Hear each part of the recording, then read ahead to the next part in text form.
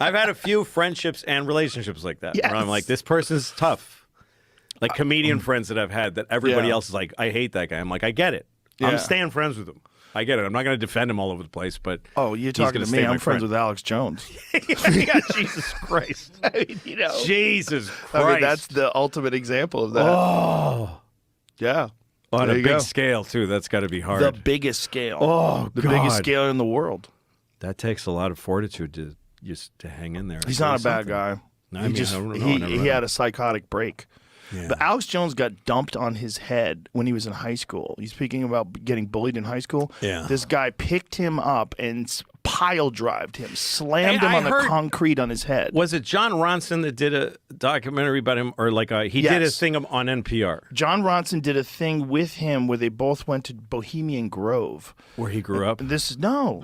Bohemian Grove is this place in California where all the elites go and they put fucking druid costumes on, Oh, God. and they worship Moloch, the owl god. Oh, Jesus and, Christ. And Nixon went there, and Reagan Nixon went there? Yeah. Oh, I thought you were it's talking about, like- Bohemian Grove. Oh, You don't know what it is? Nixon and Reagan went Bohemian there? Grove is a famous place where rich world leaders would meet in Northern California, and they literally worship this Moloch, the owl god, and everybody thought it was bullshit. But John Ronson and Alex Jones snuck in, and this is in like the 90s. I want to say this is the 90s. I've been friends with Alex since 1998. Wow. That's how I know him. I knew him back when he was protesting George Bush, and he was saying that George Bush is a warmonger and a war Which hawk. one? And For a second one? W, when W was running for president. Yeah. Back when W was the governor of Texas. Right. So he like this idea that he was like this right wing guy. He was always like this anti-power guy, but he was dumped on his head in high school on the concrete.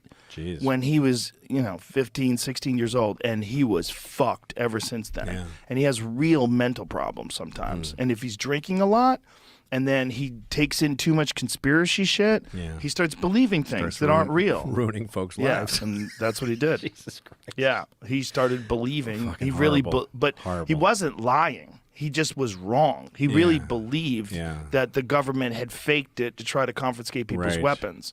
Like he's just. Well, I mean, But it was it's a haze of drugs and booze and a psychotic break and like legitimate traumatic brain injury. yeah. There's a lot going on there.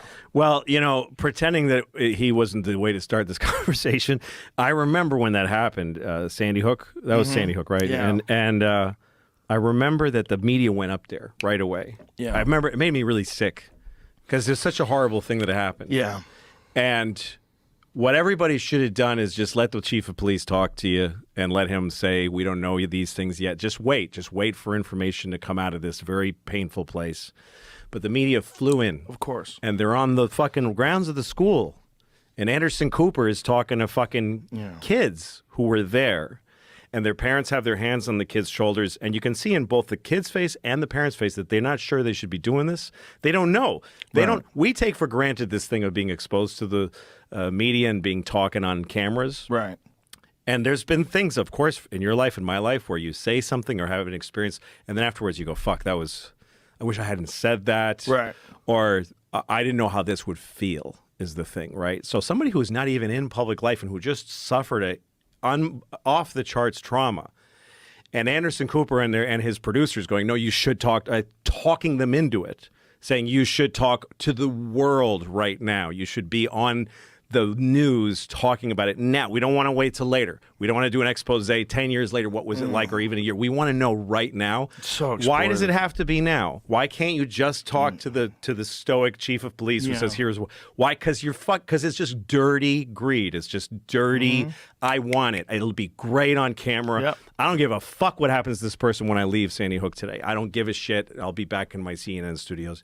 I'm picking him because that's the face I remember. Yeah. And the fact that they were there, it's just macabre and it's ghoulish and it's gross. And it puts those people in a very vulnerable, fucked up position that they didn't anticipate. Yeah. They had no idea. And I'm talking out of school because I didn't experience what they experienced. But as a person sitting and watching, I'm like, I'm being told too much.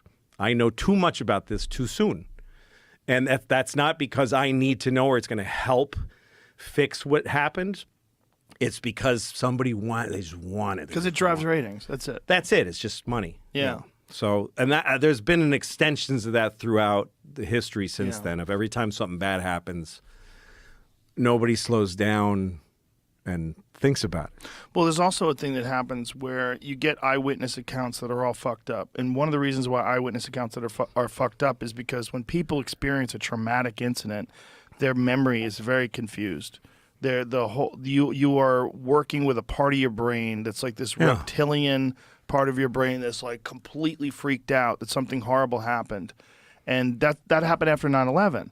Like after 9/11, everybody wanted to believe that this was some grand conspiracy because there was all these bizarre eyewitness accounts. Oh, I heard a bomb go off. I heard this. I heard that. Like these don't people, know what they remember. They don't know what they saw. Flabbergasted. They don't know what the fuck happened. Yeah. They were so overwhelmed and blown away by the moment.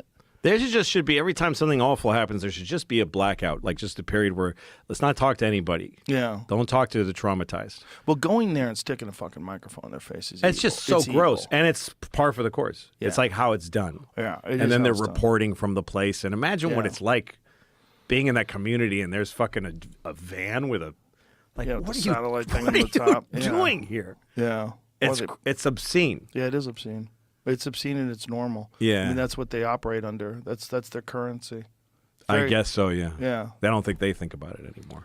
I don't think they think about it because there's a diffusion of responsibility when you work for a large corporation. That's the job that has to get done. Yeah. We got to go there. It's not my call. If it was my call, I'd stay in the studio. I'm a good person. Right.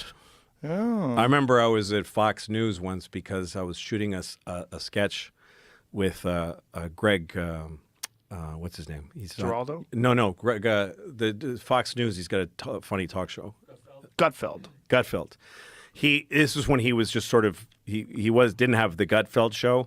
Red Eye. I think it was Red Eye. But he let us shoot a thing where it was a sketch for my show. It was like a scene for my show where I'm debating with a woman who's against masturbation, and I'm the guy on pro masturbation, and he was the moderator, and we had this like TV news thing. It was a silly episode of my show, and anyway, so I got to go to the studios to shoot it, and Gutfeld was really cool. I like him; he's a good guy. He's a nice guy. And so I sat in they didn't have the place for us yet, and they let me. I asked if I could go in a control room, and they're like, okay. And I sat in this control room because I love television. I love being behind the scenes, and the president was making a speech. It was Obama. He's making a speech, and I was in the live fucking in the room, the Fox News room, watching them do their thing.